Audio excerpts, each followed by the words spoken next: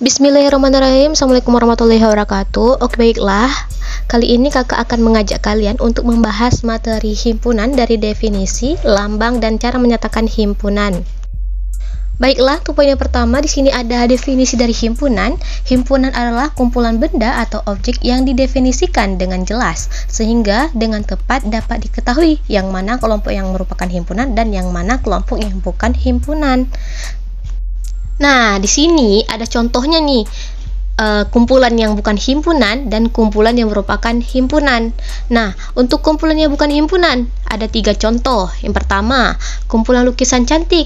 Nah, kenapa dikatakan bukan himpunan? Karena cantik itu ada relatif, menurut orang berbeda-beda, pendapat orang juga berbeda-beda.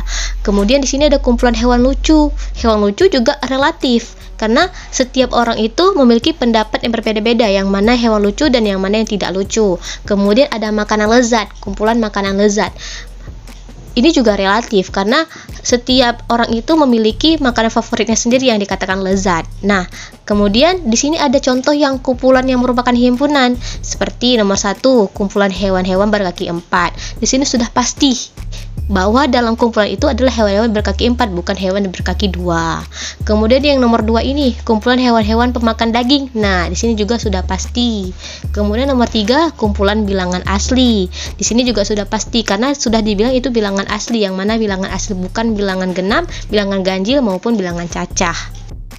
Nah, jadi bisa kita simpulkan bahwa himpunan itu adalah kelompok yang pasti, sudah bisa kita tentukan. Oke, kita lanjut ke poin selanjutnya, itu ada lambang. Di sini ada 4 lambang. Lambang yang pertama itu bentuknya itu seperti huruf E. Artinya anggota atau dibaca elemen. Contoh penggunaannya itu objek X anggota dari himpunan A. Kemudian lambang yang kedua, lambangnya itu seperti bentuk huruf C yang dibaca himpunan bagian. Nah, penggunaannya itu A adalah himpunan bagian dari B.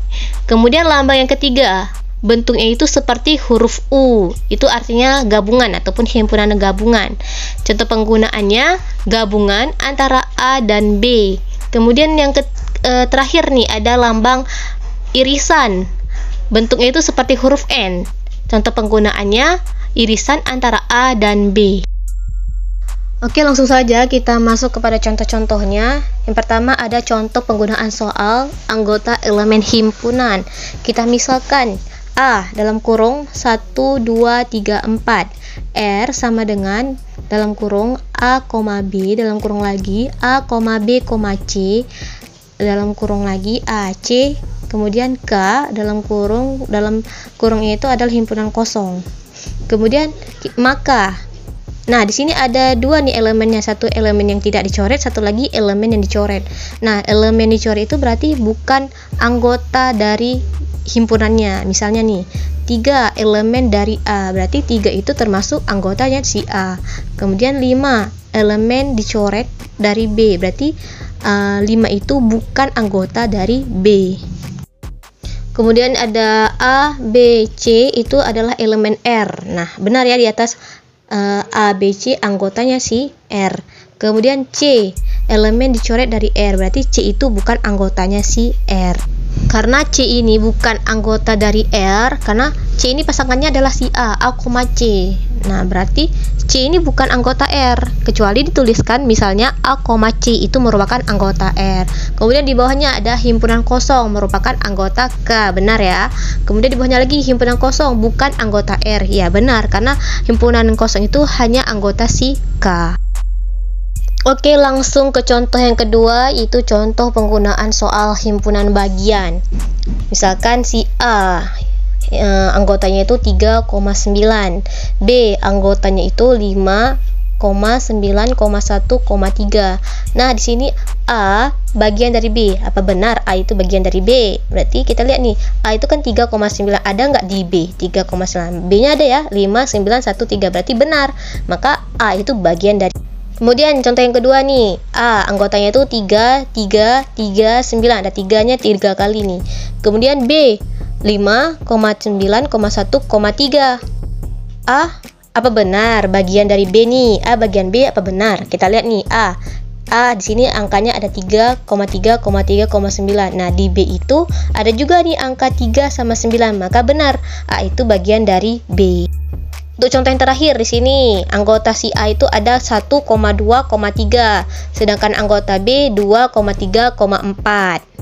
Kemudian benar nih, apa benar nih A bagian dari B? Kita lihat dulu, A itu 1,2,3, B itu 2,3,4. Maka salah karena di B tidak ada angka satunya, berarti A itu bukan bagian dari B.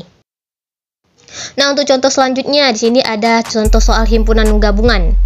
A, misalkan anggotanya itu 1,3,5, yang B anggotanya itu 4,5,9,10, maka himpunan gabungan A gabungan dari B. Maka kita tulis semua angka yang ada di A dan yang ada di B. Maka angkanya 1, 3, 4, 5, 9, 10. Nah, untuk contoh soal irisan himpunan, kita misalkan si A anggotanya itu 1, 2, 3, 4, kemudian B anggotanya itu 1, 3, 5, 7, maka anggotanya bersamanya adalah 1,3. Karena kita lihat angka yang sama saja. Di sini A ada 1, B juga ada 1, A ada 3, B juga ada 3, gitu dia.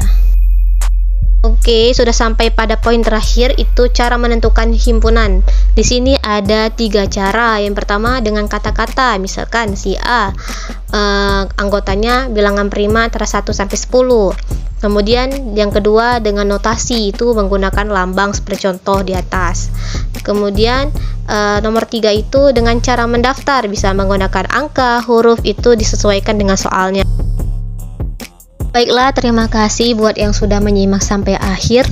Dan untuk video selanjutnya akan kita bahas materi himpunan, itu tentang relasi, fungsi, dan korespondensi satu-satu. Kemudian juga akan kita bahas contoh-contoh soal dan pembahasannya. Terima kasih, sampai jumpa di video selanjutnya. Assalamualaikum.